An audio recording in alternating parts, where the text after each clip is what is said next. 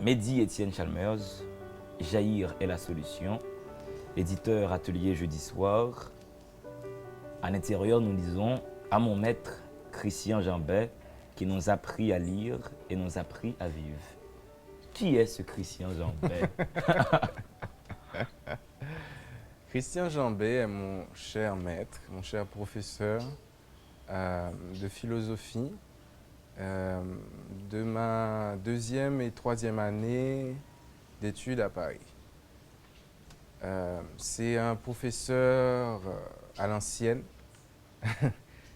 Déjà, c'est un monsieur de certain âge qui a un parcours de vie intéressant, qui est un homme brillant, un orateur magnifique, un séducteur, presque un gourou. Il y a des gens qui ont une attraction presque pathologique envers lui, mais il avait cette réputation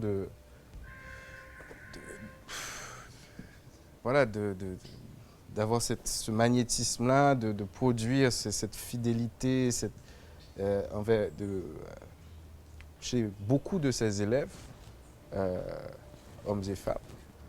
Et l'essentiel de ce que je retiens de Christian Jambet, outre des cours incroyables, une culture fabuleuse et des choses que je n'oublierai jamais, c'est vraiment le fait qu'il m'ait appris l'humilité et qu'il m'ait fait découvrir que je n'avais rien lu. Et jusqu'à présent, et de savoir qu'il faut lire. Donc, en plus, la personnalité est toujours avec moi, l'homme est toujours avec moi. C'est quelqu'un d'extrêmement généreux, qui pouvait être d'une méchanceté tellement drôle. Et il n'a jamais réussi à me faire souffrir, même s'il a essayé plusieurs fois. Et nous sommes devenus amis quelque peu. On s'est rencontrés après, on s'est vus. Donc, pour le présenter, disons que c'est un philosophe qui fait partie de la génération des nouveaux philosophes contemporains de Bernard Lévy, de Glucksmann. Les deux, lui et comment s'appelle son ami, je ne sais plus son nom, eux, ils sont plutôt rentrés dans l'ombre parce que ça ne leur plaisait pas ce que ça devenait. L'appellation nouveau philosophe n'était pas leur choix et n'était pas ce en quoi ils croyaient. Donc ils se sont un peu cachés pour s'occuper d'autres choses. Notamment, Christian Jambet est un spécialiste de l'islam, de la philosophie ismaélienne, donc plutôt de l'islam iranien chiite. Il a écrit quelques livres avec Mohamed Amir Mouezi sur qu'est-ce que le chiisme, qu'est-ce que la philosophie islamique, des traductions par ailleurs de Rumi, des traductions pour quelque chose de complètement différent d'Oscar Wilde, de la ballade de Reading, le texte de prison. Donc un monsieur avec une culture plutôt transdisciplinaire. Je me souviens de cours sur l'expérience où il nous commentait des passages de Proust, qui nous a fait aimer Platon. Je me souviens quelque chose, il disait « Vous ne serez jamais philosophe. Vous tous, vous ne croyez même pas au monde des idées. » Non mais dis, si nous faisons maintenant un retour vers la littérature en tant que telle, l'épopée de Gilgamesh, qui est peut-être le texte littéraire le plus ancien, nous sommes en Mésopotamie, et n'a pas d'auteur. Shakespeare, à l'heure qu'il est, on se pose des questions. Est-ce que Shakespeare a écrit les œuvres de Shakespeare? Bon, il faut que Shakespeare existe. On se pose des questions sur Molière. Est-ce qu'il aurait vraiment écrit? Et il y a plein de chansons, de gestes qui sont restés sans auteur. Tout ça pour dire, la littérature n'a pas besoin d'auteur. Non, c'est vrai. La littérature n'a pas besoin d'auteur. La figure de l'auteur est relativement récente dans l'histoire humaine. Ce qu'on appelle le propre d'ailleurs de l'art, de la poésie traditionnelle, des chants traditionnels, la raison pour laquelle on ne les inclut pas, la seule différence fondamentale, c'est bien évidemment qu'ils soient anonymes. Je veux dire, les chants vaudous ne sont pas considérés comme de la poésie par la plupart des gens, mais ce qui les distingue, c'est l'absence d'auteur. Donc oui, c'est vrai, la littérature n'a pas besoin d'auteur. Je pense que le champ d'expérience dans lequel nous vivons la littérature est celui où l'auteur existe. Et pour moi, il est très difficile de concevoir l'expérience littéraire sont celles du rapport problématique de l'individu, de la personne, Mhm. du type, avec la collectivité qui reçoit, qui interprète, qui vit sa poésie. Le fait qu'il ce soit une personne qui s'adresse. Après, ça c'est notre champ d'expérience. Je peux, par curiosité, euh, pour essayer de visualiser ce que pourrait être la littérature, pour mieux la comprendre, on pourrait s'engager sur le terrain de cette histoire Mhm. d'anonymité, de non-auteur, de disparition de l'auteur, des champs qui intéressent beaucoup de gens. Hein. Mhm. Mais moi, j'ai besoin de cette figure. J'ai besoin de cette figure. J'ai besoin de comprendre la littérature pas comme un champ sans visage, mais plutôt comme un être, une âme, un individu qui s'adresse à moi, aux autres. Donc, la littérature n'a pas besoin d'auteur, mais nous sommes des auteurs. Et peut-être qu'on deviendra anonyme si la grâce nous tombe dessus, mais non, je crois que l'idée de l'auteur est intéressante. Euh, et les quelques siècles d'auteurs qu'on a eus dans l'histoire de la littérature du monde sont intéressants. Moi, j'imagine, quand je lis l'Iliade et l'Odyssée, je ne peux pas me passer de la figure légendaire d'Homère. D'Homère. Et Gilgamesh, j'essaye d'avoir une vague idée du type Mhm. de cet individu, je ne sais pas qui c'est qui a dû écrire ça, Ou de cette femme ou de cette femme, c'est quand même peu probable. à Non, mais je veux l'époque. dire, pour des raisons de structure, de D'organisation société, sociale de l'époque. Ouais. peut-être que la femme de ce monsieur l'a inspiré quelque chose, mais c'est probablement, c'est très peu probable que ce soit une femme. Dans Jaïr est la solution, les poèmes n'ont pas de titre, mais des numéros. De la première partie. La première partie. Oui. 18. Toute mon hébétude pour les choses d'abîme est une forme d'applaudissement. Ce qui n'est pas croyable est formidablement ce qui dépasse l'entendement, friable et faible qui est le mien. Ce qui est monstre, je vilifie en Dieu. Qu'est-ce que Dieu? Bon, déjà, il y a une petite différence, parce que en Dieu, je suppose que je n'ai pas mis de majuscule.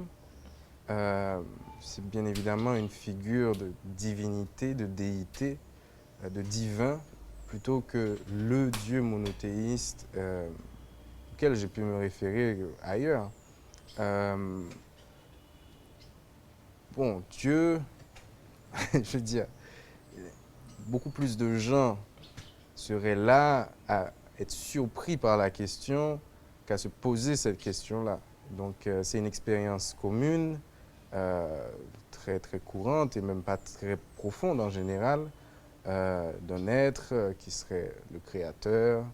Le créateur, bon, ça nous concerne. Est-ce qu'on peut d'ailleurs se dire créateur quand on conçoit Dieu, le seul créateur? Et le créateur, l'être le plus parfait, l'être le plus puissant, l'être le plus intelligent, en tout cas qui cumule toutes les perfections qu'un être humain peut concevoir, et qui est ce qui est au-dessus de lui. Cette histoire de divinité, tu vois, bien sûr, quand j'écris, j'imagine différentes couches de sens à cette idée de Dieu. Une conception païenne, paganiste, une conception animiste, quelque chose comme tout simplement pas de proprement surnaturel, mais qui serait surhumain. Et là, puisque c'est Dieu avec minuscule, ce qui est monstre, je vilifie en Dieu. Tu vois bien le petit jeu, donc le monstrueux, ce qui se montre, ce qui se voit, le spectaculaire, l'horrible, ou tout simplement l'inhabituel, l'insupportable, qui concerne la littérature. De manière encore assez intéressante, le rapport entre la littérature et le mal, l'intérêt que nous avons à montrer le mal, qui n'est pas nécessairement un intérêt moral. Je sais pas, tout écrivain ne cherche pas forcément à faire de la moralité en montrant le mal, quoi que dise Baudelaire en mentant. Euh, tout ça, tu vois, j'en ai dedans, c'est-à-dire la monstration, le monstre, et la fascination qu'il y a dans le monstrueux, qui serait quelque chose comme une idolâtrie de la littérature.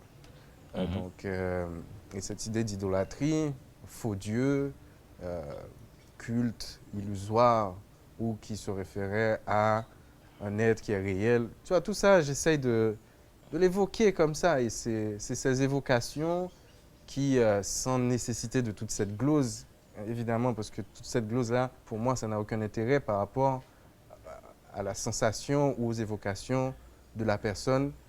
Si elle me rencontre, si elle me comprend, c'est fabuleux.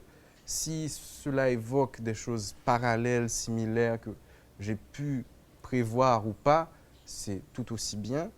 Donc, ce qui m'intéresse finalement, c'est qu'il y a un canal pour ces évocations dans un texte qui devrait, a priori, se suffire dans sa musicalité, dans ses échos de sens. Voilà. 24, Mehdi. Le plaisir est facile, pas même en métal, juste l'eau qui coule presque partout, fleuve de rien en dessous. Mirage acide, au-dessus, que caches-tu? Trou phréatique, intrant, phtisique, monter, descendre de mescaline, tétrahydrocannabinol.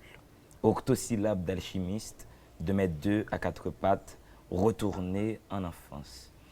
Nous passons du plaisir qui est facile pour aller vers un trou phréatique, pour être dans une structure faite en tétrahydrocannabinol.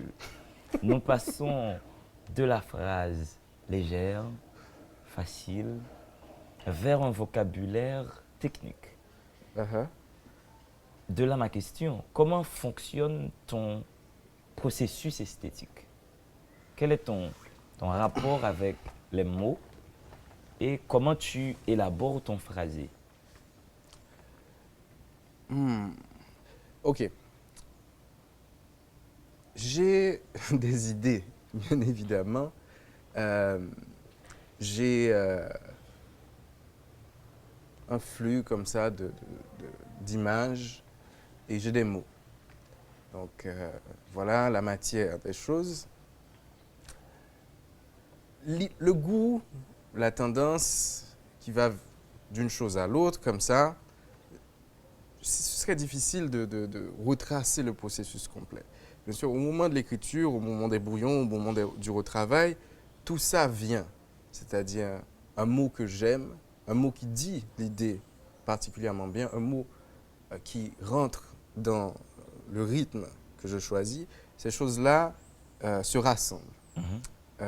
Et en fait, bien sûr, la réussite d'un poème, d'un texte ou son échec, ça va être comment ces choses-là, dans leur hasard, dans leur capacité à apparaître à partir de quelque chose successivement, tu vois, genre une suite d'idées.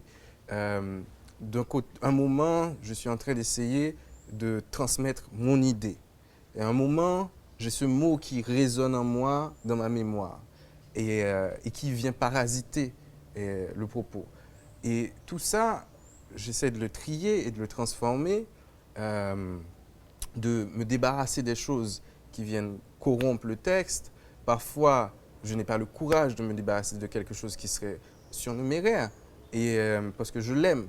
Donc, il y a tout ce côté, tu vois, genre, où le texte est très fragile, où les choix qu'on va faire, où les décisions sont irrémédiables, parce qu'on va oublier quelque chose en enlevant. Il y a tout ça dans le travail du texte qui n'est pas de l'ordre d'un système d'esthétique.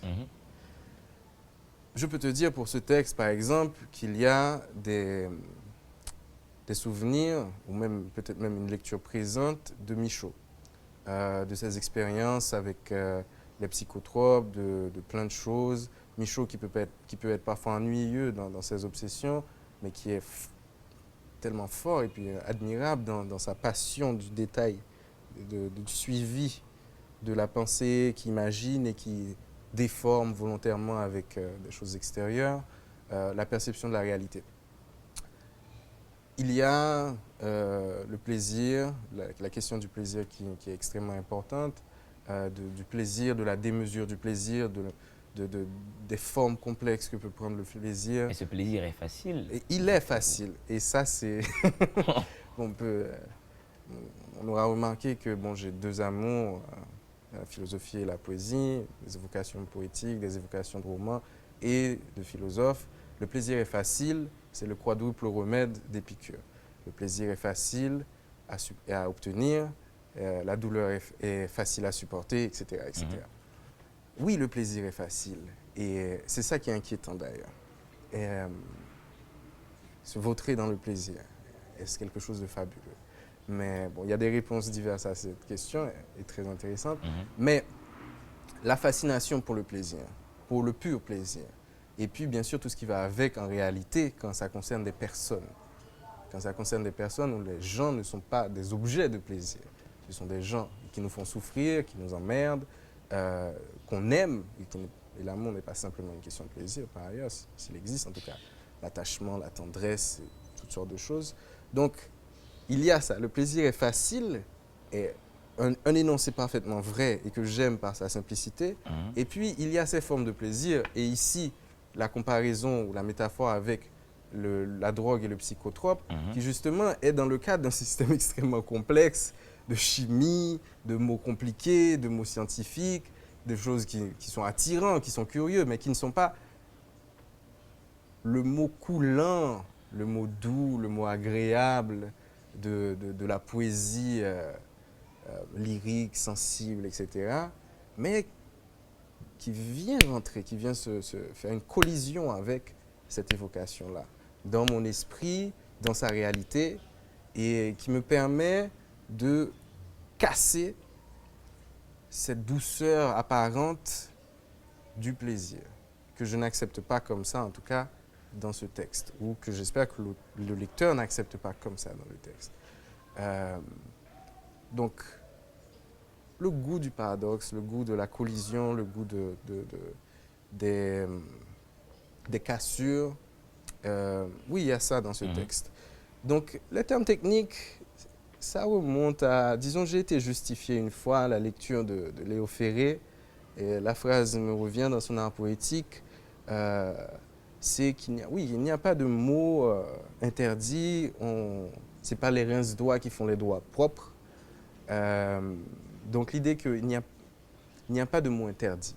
Si un biologiste veut me pondre un mot imbitable en 17 syllabes et qui m'intéresse, et justement par sa laideur peut-être, par son côté saccadé, m'attire et en même temps me propose un défi d'usage, moi ça m'intéresse. Ça m'intéresse d'essayer de le plier, d'essayer de le soumettre à mon débit. Donc voilà, tu vois, genre plus ou moins, c'est pas le plus facile, c'est peut-être pas ce qui facilite la réussite de la scansion, mais je suis heureux que tu aimes déjà le premier vers et que tu le trouves simple et agréable. Pour le reste, c'est des choses que je ne pense pas abandonner, même si je me trouvais peut-être après dire, bon, peut-être que c'est un procédé un peu trop lourd, mais tétrahydrocannabinol, c'est l'octosyllabe. L'octosyllabe, c'est l'octosyllabe, et ces mots compliqués, blabla, des fois, oui, des fois, ils s'imposent, des fois, ils sont un plaisir. Est-ce que quand ces mots-là viennent à toi, quand cette forme de texte vient à toi, est-ce que tu n'as pas peur de ton lecteur, de la rhétorique du lecteur? Mon lecteur doit probablement trouver désagréable d'aller à un dictionnaire s'il ne connaît pas le mot, si d'ailleurs l'envie lui en vient. Je compte peut-être sur sa bonne foi, sur sa complicité, et puis je compte sur le charme de l'ensemble que j'essaie de créer. C'est-à-dire, je ne veux pas casser la lecture du lecteur, et j'espère que dans un texte de taille moyenne, par exemple, le rythme et le chant va abolir les problèmes, par exemple, d'une poésie trop exigeante. Et j'espère aussi pouvoir toucher un lecteur érudit qui n'a pas de problème avec ce genre de vocabulaire. Les deux choses sont, disons, les scénarios optimistes. Un lecteur indulgent et un lecteur érudit. C'est le scénario parfait. Après, je peux tomber sur un lecteur irritable et je peux tomber sur un lecteur qui aime la simplicité. Ça, je dois faire avec. Moi, j'ai le goût de la simplicité aussi. Je veux dire, j'aime les poèmes simples. J'aime les poèmes qui ont une poésie naturelle.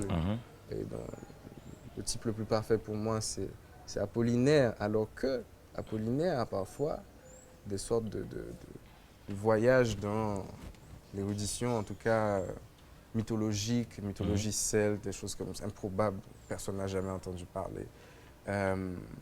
Il arrive à donner cette sensation de pureté, de simplicité, de musicalité sans impureté.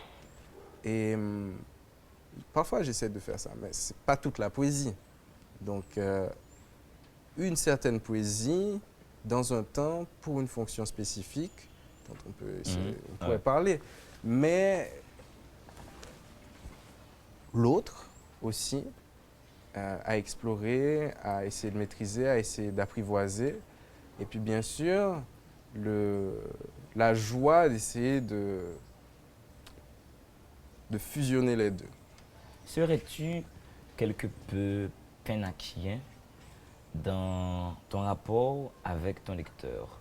Est-ce que tu irais jusqu'à penser un peu à sa suite que le lecteur est le point de finitude de l'œuvre, dans le sens où c'est sa lecture qui va participer à constituer la signifiance réelle du propos de l'auteur?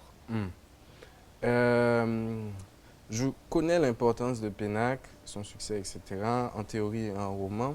Malheureusement, c'est un point noir de mes propres lectures. Je crois que pour les auteurs que je connais, Umberto Eco, par exemple, a un point de vue très proche. Avec sa théorie du lecteur compétent. Voilà, c'est ça. Et puis, bon, toutes les autres possibilités. Ouais. Mais le lecteur, est-ce qu'il est mon but ultime? Je ne crois pas. Et je pense que Pénac triche en disant ça, probablement, parce que c'est une considération qui est présente en tout temps. Et en même temps, c'est quelque chose qu'on ne peut pas vraiment prendre en compte. Qu'est-ce que je veux dire par là? Je veux dire, effectivement, on vise le lecteur idéal. L'autre lecteur, on ne peut pas l'appréhender. Je veux dire, je ne peux pas le contrôler, je ne peux pas le concevoir, moi, même avec prescience, même avec une intelligence sociale incroyable, etc., ou des études de marché, si on veut. Je ne pourrais pas fabriquer un lecteur réel. Il est toujours hypothétique. Donc, si j'essaye d'aller vers son goût, tout de suite, on va me dire, mais qui exactement? Qui? J'essaie de toucher le maximum de personnes, dans la mesure où l'art est une présentation. Je veux dire, des tableaux sont accrochés quelque part et les livres sont sur des rayons. Ils sont là pour être pris par des gens. Moi, ce travail sur le langage, la poésie, le plaisir que j'y prends, le plaisir que j'ai à découvrir, redécouvrir des gens qui ont ce même plaisir et à partager. Je ne pense pas au lecteur, je pense au texte. Je ne pense pas au lecteur, je pense à la communauté des écrivains et des poètes ce que j'aime. Mhm. Je pense beaucoup plus à leur jugement de mort Mhm. en tant que Mhm. grands écrivains qu'à celui de mes contemporains parfois. Et donc, on est dans ce monde un petit peu, tu vois, genre de soi, de quant à soi, et puis les autres, quelque part. Bon, finalement, il y a le texte, et puis il y a cette image qu'on a en tête Mhm. de perfection. Je- J'avais j'ai entendu ou lu cette phrase il n'y a pas si longtemps de, de Cormac McCarthy, Mhm. grand écrivain américain vivant. Euh, on a cette image en tête de perfection, et puis on essaye de l'atteindre. En faisant son texte, l'écrivain propose son opinion des choses. Mhm. Est-ce qu'il n'y aurait pas, subrepticement, dans le travail de l'écrivain, cette volonté d'imposer sa façon de voir les choses aux autres? N'y aurait-il pas, quelque part, une dictature de l'opinion de l'auteur, Mhm, dans sa mhm. volonté de diriger la conscience et l'opinion des autres? Est-ce que tout écrivain n'est pas un dictateur? Tu fais grand cas de sa puissance.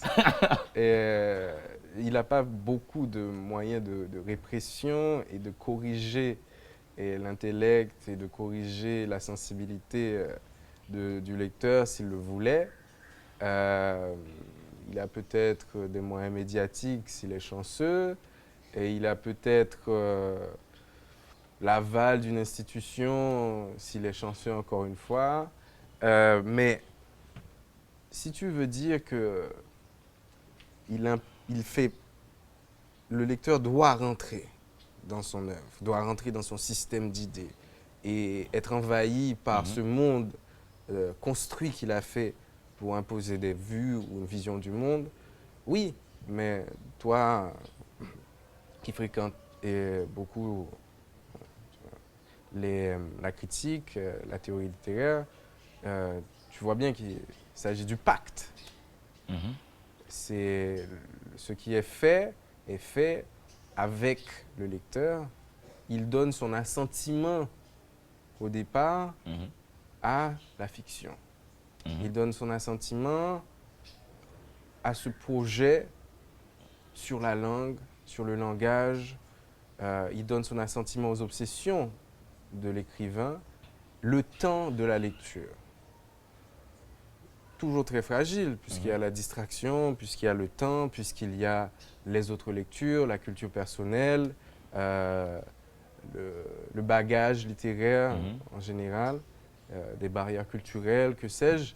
Et tout ça, en fait, c'est simplement une générosité qui essaye de réduire au maximum l'écart.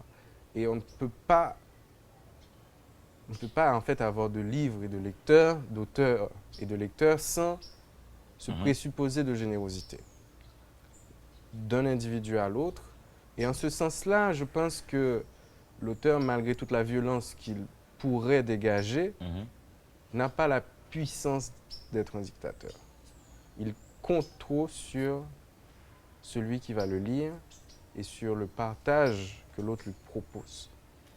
Et l'auteur rend-il envisageable par son écriture une sphère commune de citoyenneté? Mhm. Ou bien est-ce qu'il serait dans une dynamique de réinventer le monde? Comme si, à la Fernando Pessoa, il voudrait nous dire que la littérature, c'est la preuve que la vie ne suffit pas. Si je comprends bien, on revient encore à l'idée Ouais. de rapport avec le réel et du rapport avec la vie, la vraie vie Mhm. de la littérature. Et que, que la littérature soit un espace d'invention et d'imagination qui augmente quelque part le monde. Mhm. Donc, encore une fois, qui couperait de la réalité en proposant un arrière-monde Ouais. ou un au-delà. Ou bien un surmonde. Oui. Et, Aragon, lui, il dit l'au-delà, c'est la poésie. Et d'autres disent des choses très similaires. Mais à la fin, ce que propose Pessoa, à la fin, ce que dit Aragon, foncièrement, ce sont des choses qui sont dans le monde.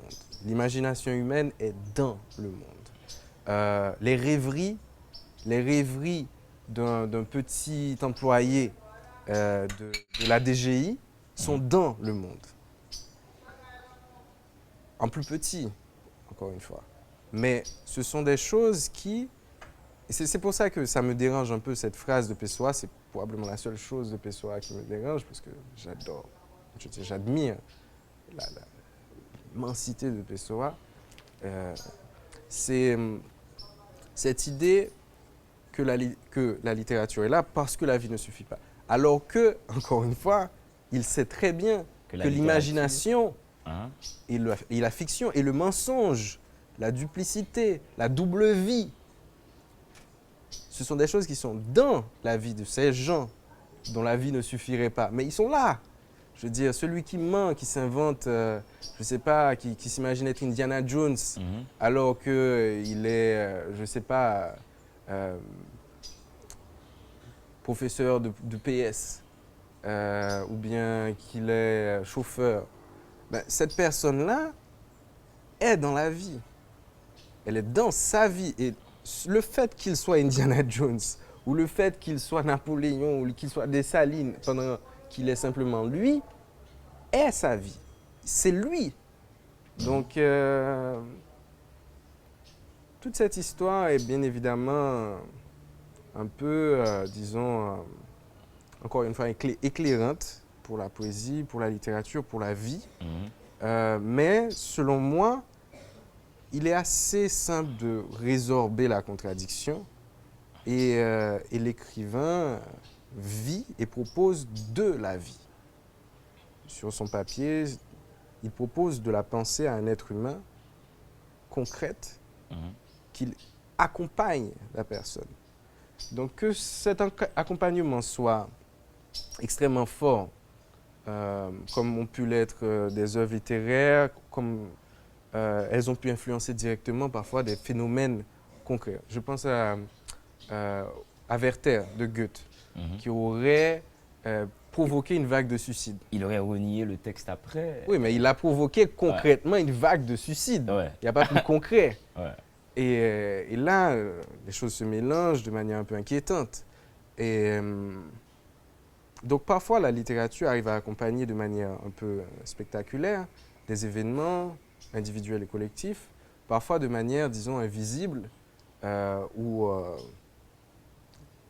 subreptice. On ne peut pas contrôler ça, on ne peut pas le mesurer. On peut espérer, évidemment, avoir, dans une certaine mesure, une influence forte sur la vie humaine. C'est une ambition remarquable. Et puis, on peut en même temps cultiver cette humilité qu'on propose quelque chose qui ne sait pas ce qui va être réalisé à partir de cette matière-là.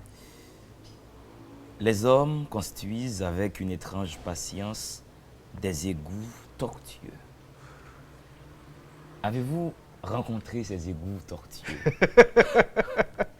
Et quels sont ces égouts tortueux que les hommes construisent avec, dites-vous, dans votre belle langue, une étrange patience? Ce qui est très présent dans ce texte où j'essaie de faire apparaître, c'est la ville. La vie urbaine dans sa complexité, dans sa laideur, dans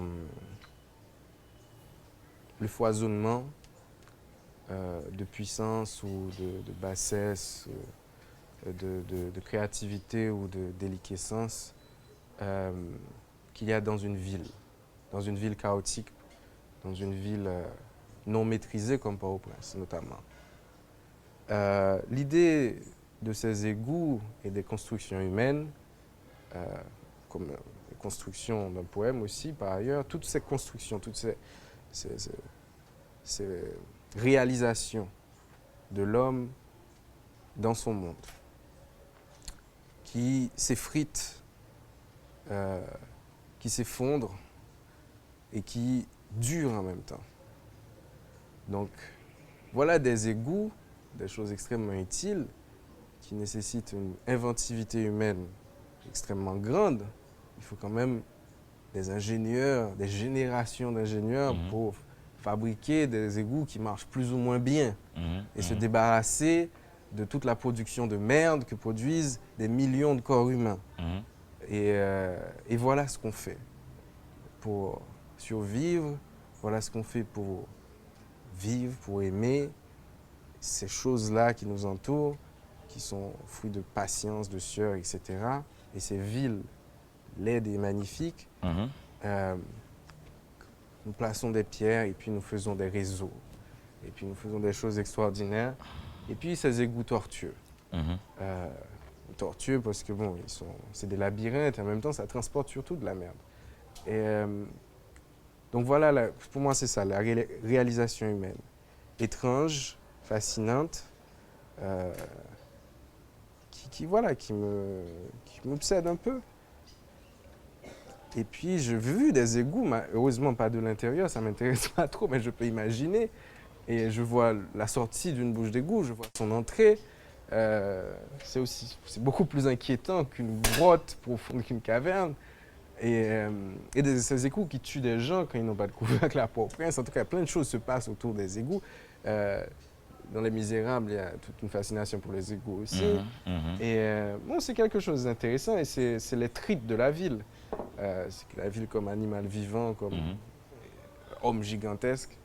Et qu'est-ce qui m'a fasciné dans cette histoire quand j'ai écrit ce poème? Peut-être que, en fait, pour moi, ce poème arrive vers la fin de 33 vues d'esprit, la première partie de Jaillir la solution. J'espérais que ce serait un peu l'image qui arriverait à synthétiser toutes les contradictions que je voyais dans cette ville, la beauté, l'horreur en même temps, et puis le côté organique, fonctionnel de cette destination humaine, à la fois extrêmement grande et qui produit des choses avec ce qu'elle a, et puis qui ne réussit pas et qui se voit être détruite et qui se voit se battre avec sa temporalité, sa mortalité, le fait que ce soit des choses physiques et en même temps de l'intelligence pure. Et le fait que ce soit l'espace où nous vivons ensemble. Il y a une femme qui est présente dans ce livre. Elle s'appelle Karine. Oui. Et vous vous contentez du prénom qui vous menace, elle et toi, cette menace de tout dire, cette menace qui est plus grande que les cheveux noirs de Karine. Le poème a pour titre Ce que tu es. Je voudrais vous dire la chose suivante. Qu'est-ce que Karine? Comment peut-on être Karine? Je me pose la question. Eh bien, pour rester dans un cadre général, c'est bien évidemment la personne qui compte le plus pour moi dans ma vie. J'espère ne pas blesser d'autres personnes qui sont fondamentales pour moi en disant ça. C'est celle qui partage ma vie au quotidien. Mais évidemment, cette présence ne peut pas rentrer dans la pratique littéraire puisque c'est mon expérience d'un sujet central dans la poésie humaine, c'est l'amour. Et donc, que cette description de l'amour qui n'en finit pas de produire du texte prenne un tour biographique, c'est les contraintes d'un texte, ce n'est pas toujours le cas. Et c'est bien évident parce que cette expérience de l'amour est forte et qu'elle porte un nom.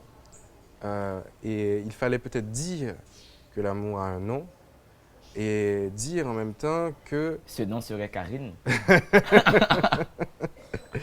Mon expérience de l'amour a ce nom-là. Donc pour vous, l'amour peut s'appeler Karine. Oui, pour moi, l'amour peut s'appeler Karine. L'amour est Karine ou il n'est rien. Le devenir de ma connaissance limitée de l'amour et de mon appréhension de cette expérience inclut de manière massive Karine. Donc le devenir de cette compréhension, dans la mesure où il est en transformation aussi, porte ce nom. Et c'est un problème puisque c'est un devenir et qu'il faut faire avec la possibilité du changement et de la transformation, qui est quelque chose avec lequel on vit en tant qu'être humain, la mort, la transformation d'une personnalité, la fin d'une histoire. Et en même temps, dans l'amour, l'espoir et disons, le projet ou l'espoir de la durée. De la durée d'un compagnonnage et de la durée d'une présence qui importe. Puisqu'elle importe, nous voudrions qu'elle dure. Qu'elle ne puisse pas durer est quelque chose avec laquelle tous les amoureux doivent vivre. Qu'elle soit fragile. La relation. Et en même temps, encore une fois, je dis, nous ne pouvons pas nous passer du désir de durer. Et le désir de durer, pour moi, ça a à voir justement avec le fait d'avoir un nom. Déjà. Bien sûr, comme tu dis, en me taquinant, il faudrait que je dise définitivement, l'amour s'appelle Karine. Et je voudrais le dire et je le dis. Et c'est ça qui fait la tension du poème amoureux. C'est-à-dire ce projet-là et cette impossibilité de donner un nom à quelque chose qui vit de fragilité. Et de même que toute chose, et c'est ça qui fait l'intérêt métaphysique du texte, c'est que les choses qui portent un nom, quand on est platonicien, et ne peuvent pas porter leur nom puisqu'elles changent. Puisque cette chaise, si tu t'assieds trop fort et qu'elle s'écrase, malheureusement, je vais encore dire, tu as écrasé la chaise, qui n'est plus une chaise. Donc, c'est cette histoire de nominalisme, etc. Mais, donc, l'idée de l'amour et que l'amour porte un nom est à la fois nécessaire et en même temps incompréhensible. Cela... Oui, Alors... Non, vas-y, vas-y. J'allais te dire, ceux-là qui écrivent des poèmes, le font-ils pour être eux-mêmes des poèmes, parce qu'ils pensent qu'ils seraient des poèmes? Et ceux-là qui aiment-ils pour être eux-mêmes dans l'objet de leur amour? Est-ce que c'est, si tu veux, est-ce que c'est pas pour nous qu'on aime l'autre? Ok, j'aime pas ce mot, mais on va faire une petite tentative de phénoménologie du poète amoureux. Et le poète amoureux, ou celui qui écrit des poésies et sur l'amour, qui est amoureux en même temps, que ce soit sa pratique quotidienne ou pas, ou qu'il sente le besoin d'écrire un poème à son amoureuse, son amoureux, eh bien, oui, il y a des cas, il y a des types. C'est intéressant que jusqu'à présent, des amoureux et des amoureuses, des gens qui sortent ensemble, même dans la période la plus transitoire de l'existence, c'est-à-dire l'adolescence, se sentent le besoin de faire cette affaire-là, qui soit d'écrire un poème d'amour à la Dulcinée. Et qui sont souvent mauvais. Parce qu'ils sont très sincères d'ailleurs. Ouais. Et parce que, bon, ce serait un autre débat, le rapport à la sincérité du poète, le recul que nécessite l'écriture littéraire travaillée, qui est peut-être en contradiction avec l'immersion totale dans le sentiment réel. Donc, ce serait un argument que les amoureux en général écrivent de mauvais poèmes. Ce serait un argument pour dire que le poète, quand il écrit un poème d'amour, n'est probablement pas amoureux si le poème est réussi. Ce serait injuste, ce serait juste un jeu d'esprit. En tout cas, il ne peut pas être aussi amoureux quand il écrit le poème, parce qu'il n'est pas en train de l'embrasser, ce qu'il devrait être en train de faire, au lieu de lui écrire des mots, quoique les mots embrassent. On écrit de la poésie pour quoi? Pour charmer, je pense, parce que les mots charment. Et que peut-être dans l'idée, le poème garde toujours ce mythe d'être le sommet de la parole qui charme et qui dit le charme et qui dit la passion. Pourquoi pas une lettre, tout simplement, ça marche très bien, et de très belles lettres d'amour sont écrites, et pas obligées d'être des poèmes. Pourquoi pas dédier un roman ou bien écrire l'histoire de l'amour? On peut faire ce qu'on veut. Il y a une confiance dans la parole qui est réjouissante, du fait que les gens écrivent des poèmes d'amour quand ils ne sont pas poètes. Maintenant, est-ce qu'ils essaient de se sentir poètes? Je pense qu'il faut leur accorder un peu plus de naïveté que ça, de simplicité. Ils cherchent simplement une façon de dire qui leur paraît adéquate, qui leur paraît solennelle, parce que peut-être qu'ils ressentent cet amour comme solennel, ou essaient de présenter peut-être cet amour comme solennel. Ce n'est pas dit que ce soit parfaitement sincère tout le temps. Maintenant, le poète, je pense que maintenant on prend un cas de figure qui serait un poète idéal, un vrai poète, quelqu'un qui s'engage et qui a une exigence haute, etc., de la qualité, qui peut et essaye de faire. Quand il écrit un poème d'amour, je pense que tout simplement c'est parce qu'il est amoureux et qu'il écrit de la poésie, ou qu'il écrit en général. Et les deux choses se croisent. Par ailleurs, ça c'est toujours fait. Peut-être qu'effectivement, il le fait, il est encouragé à le faire parce qu'il s'engage dans une tradition, il est légitimé dans l'acte de le faire. Mais en écrivant un poème d'amour, je pense que je vis toutes ces choses en même temps. À la fois celui qui écrit un texte pour sa moitié, pour cette personne qui est si importante, pour l'acharner, pour lui dire voilà ce que je peux produire pour toi, comme pensée, comme mot, et puis c'est quelque chose d'agréable. Et deuxième chose, parce que l'habitude, et puis toute la tradition qu'il y a derrière, de mettre en mots des choses essentielles, font que cette chose qui est essentielle là, tous les jours, ne peut pas ne pas être un sujet. Donc, je pense que dans ta remarque, qui était déjà un petit peu un résumé de ce que je disais, que ce que je suis en train de dire, oui, il y a tout ça en fait. Il y a tout ça simultanément, successivement, comme tu veux. Et peut-être qu'il y a des gens qui sont exclusivement l'un, mais oui, j'écris un poème d'amour comme l'adolescent qui écrit un poème d'amour dans une certaine mesure, juste parce que voilà, ça fait presse, bien quoi. Ça urge. Oui, ça urge et en plus ça va lui plaire, j'espère, elle va être touchée, tu vois, elle va être émue. Bon. Et puis en même temps, parce que je pense que ce sentiment-là qui me submerge peut être un propos essentiel dans une vie et qui peut être un propos qui peut être partagé avec d'autres êtres qui ont ressenti des choses similaires, comparables ou la même chose. On va s'imaginer que Mehdi fait une dissertation. Et Mehdi a pour sujet cette fameuse phrase de Aimé Sabinès: les amoureux se taisent.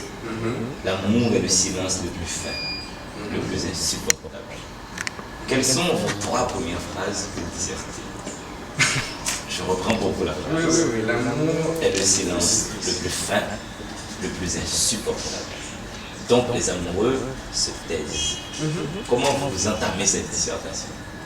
À peu près par la même pensée que j'ai eu en essayant de réfléchir à ta question tout à l'heure, c'est-à-dire que, évidemment, le problème d'un amoureux qui écrit, c'est qu'il ne s'occupe pas d'embrasser ou de regarder la personne qui dit qu'elle est. Ce qui est le comportement d'amour le plus évident. Être auprès, prendre plaisir à être auprès de ce corps, de cette personne, de sa voix. Et le regard, qui est l'image mythique, peut-être la plus forte de l'amour, est silencieux. Deux amoureux qui se regardent et qui aiment se regarder. Je ne sais pas combien de temps ça peut durer, mais évidemment c'est un moment d'archétype dans la vie d'amour. Donc Sabinès, je pense que moi c'est ce que cette phrase me suggère, c'est évidemment que la forme la plus intense de la contemplation amoureuse, c'est la contemplation.